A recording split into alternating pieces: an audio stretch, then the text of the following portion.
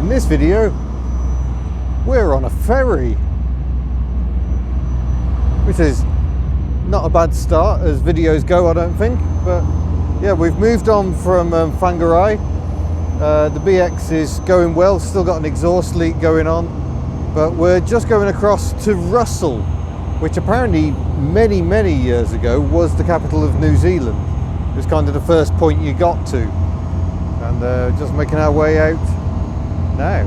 And oh, this man probably wants some money, so I should probably go and sort that out. There we go. That's a slightly different start to a video. We are driving off the ferry. It's only a short crossing, a matter of minutes, and we're away.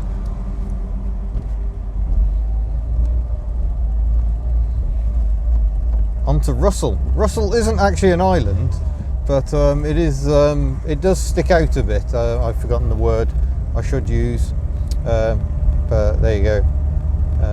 The BX is continuing to go well, but I've got a bit of an exhaust leak going on, and that bearingy noise isn't getting any better. We're averaging 32 miles to the gallon. So yes, I did fill up with litres in a car that's doing kilometres and worked it out as 32 miles per gallon. And no, I didn't work out what the litres per 100 kilometres is, which I think is how they measure it around here. Oh, we've still got 8 kilometres to go to Russell. Must watch out for Kiwis apparently.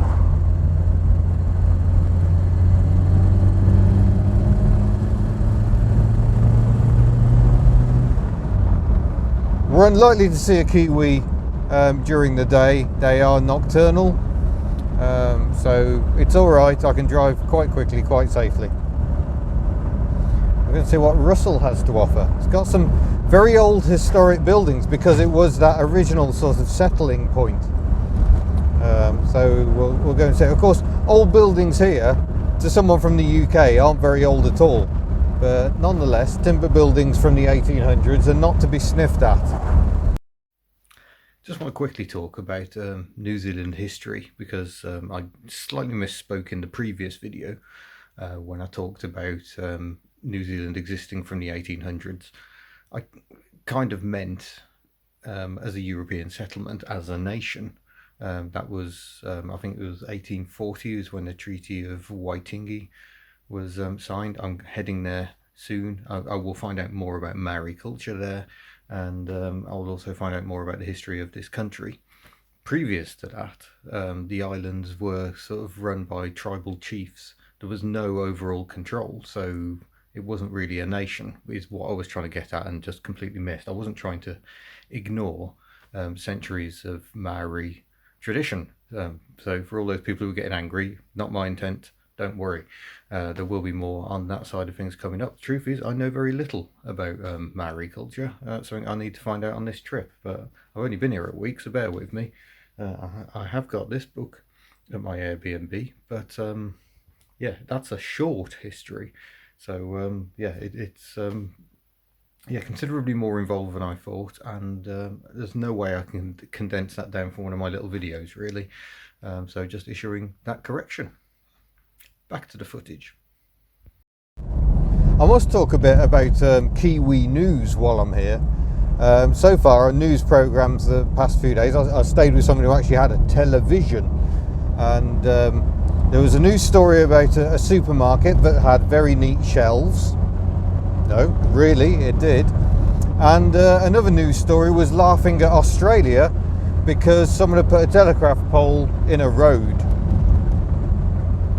I mean, that happened in the village I used to live in, and well, right in the middle of the pavement, and I don't remember us deciding that was newsworthy, especially not surrounding countries. But I think it's fair to say that every day is a pretty quiet news day here in New Zealand. I suppose that is a good thing.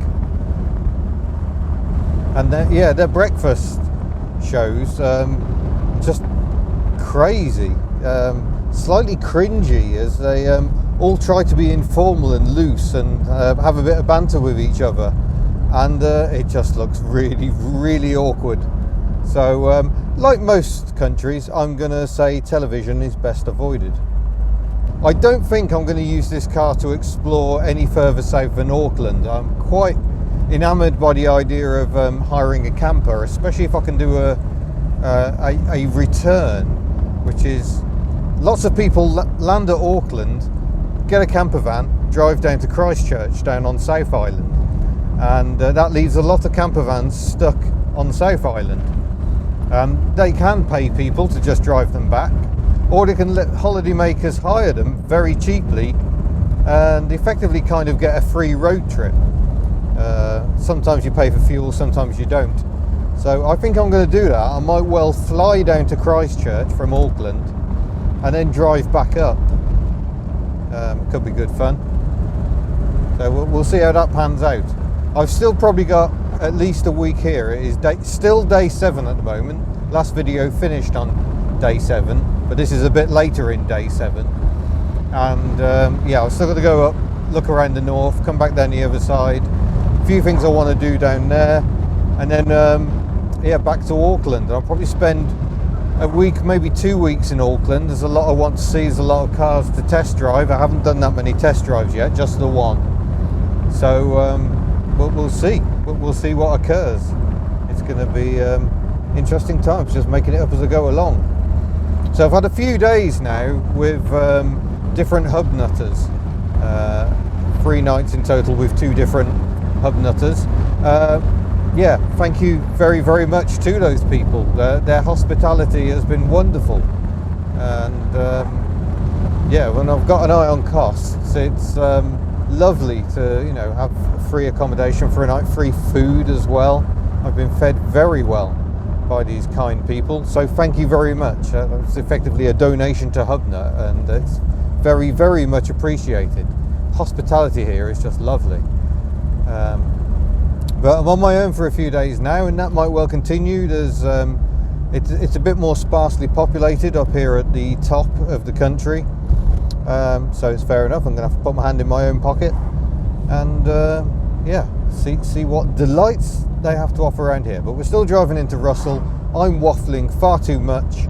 You probably want to see more of New Zealand from my face, judging by one comment I saw. So I shall push on. Certainly got the old one out in that lineup of Caldina, BX, Toyota Regius and Mitsubishi Airtrek.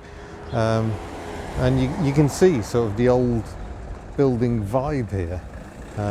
So yeah, very, very different. Although they're obviously building new buildings in the same sort of style. I guess they're quite protective of the look here, which is probably a good idea, to be honest. I can see the seafront, I think, so we shall go and have a look, because this is an area known as the Bay of Islands. So there's many islands, and this isn't one, ironically, the one we've got a ferry to. Peninsula, that's the word I was looking for. So yeah, Russell is the tip of a peninsula that sort of sprouts up from the main line. I could have driven all the way here, but I thought I would take the ferry, because why wouldn't you? Ferries are fun, I think. It was only a little ferry, but nonetheless, it was good. And here we are at the waterfront. A nice big cannon over there. Hopefully there's a cafe, because I could do with a cup of tea, as ever, and maybe a slice of cake. Right, let's drop down onto the shingle. And here we go. It doesn't look like I'm in the Bay of Islands, does it really? Well, there's an unexpected bonus. Beautiful Holden.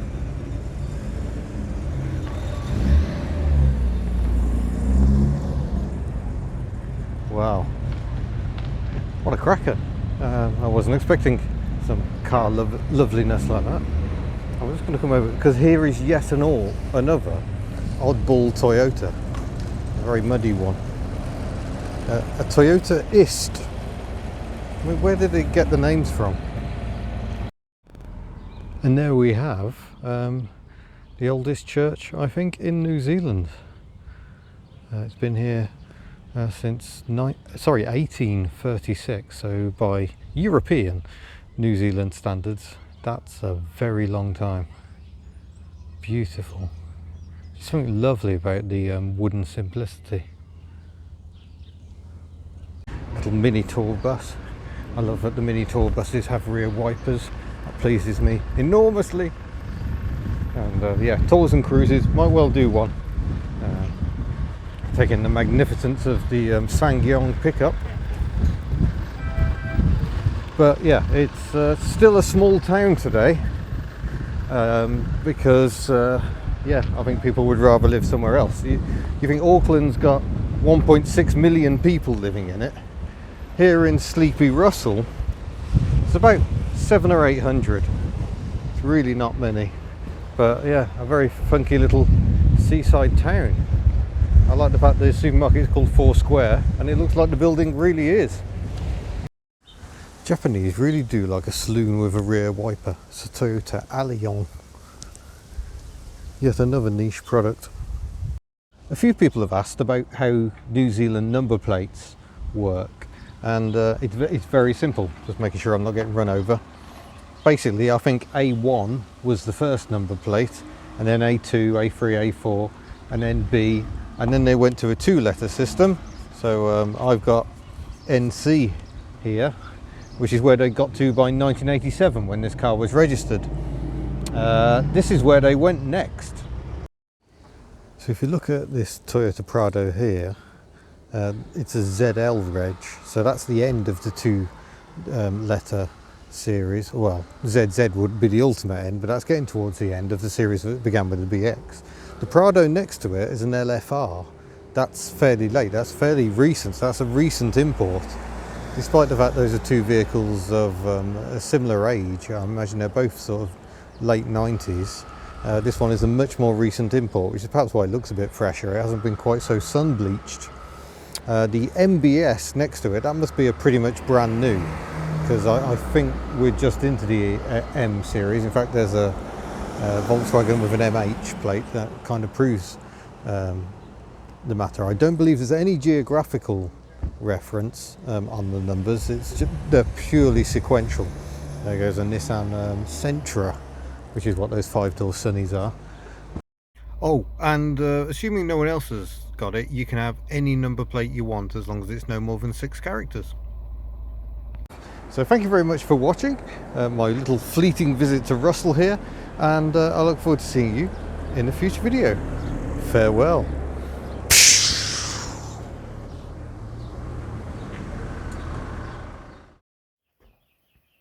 Having a bit of trauma. I was just trying to trace the exhaust leak, and the throttle return spring just popped off in my hand, and the Haynes manual that I cunningly bought with me all the way from the UK doesn't seem to offer much in the way of suggestions, so I've got to try and work out how that's meant to attach. I can sort of see that it's meant to sort of slot in like that, and then twist in and lock somewhere, but I can't quite work. I don't know if it's lost. Oh, maybe that's it. Is that it? No, that doesn't seem to be it. That's not holding it shut. This must lock in somewhere under here, but I can't see where, because I need to be somewhere below this alternator to be able to see up to have a look. I might try this camera in selfie mode, because at the moment I'm a bit stuck.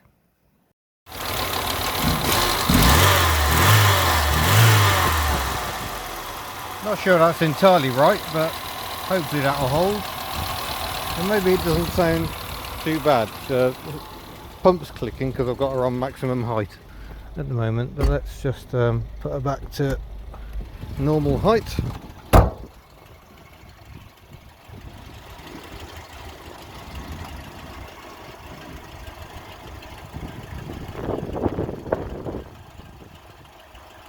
There we go. And I think we'll just leave well alone. I think that's the best idea. Leave her in gear, handbrake off, because she might be parked up for a couple of days. Oh, just leave alone. Let's have a very quick tour of my Airbnb. The Kiwis certainly know how to do a shower. Plenty of room in there, bath if I fancy, sink, toilet, you know, the usual sort of stuff. I've got my own sitting room and little fridge and things. If I need them, visit a book, must have a sign of that. And if we go into the bedroom, light and airy, especially if I open the curtains some more. And then we can go out onto the deck. You can see it's quite a funky house design. It's effectively a bungalow on stilts because the ground does disappear somewhat. So it just plunges off down into this ravine, and the sea is somewhere the other side of that row of houses over there. So when you drive in, it looks like a cul-de-sac, but you can just see the neighbours over there. And look at the size of those ferns. I mean, that's big. So yeah, doing all right, I reckon. Another day, another cat. Hello.